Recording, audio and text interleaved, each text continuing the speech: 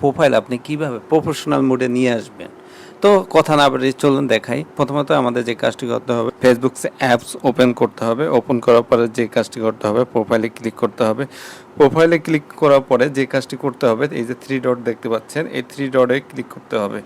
করার পরে আমাদের যে কাজটি করতে হবে, নিচের দিকে একটু স্ক্রল করার পরে দেখতেছেন এই যে টার্ন অন প্রফেশনাল মোড, এখানে ক্লিক করতে হবে।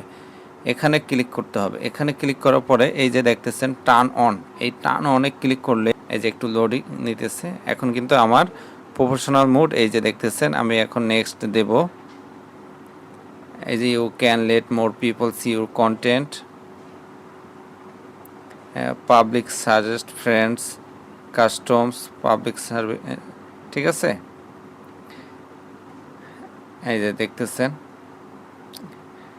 জাস্ট এইভাবে আপনি এই যে লাস্ট ফিনিশিংয়ে যে কনফার্মে আমার কনফার্ম করতে হবে, এই যে কনফার্ম দিয়ে দিচ্ছি, ঠিক আছে।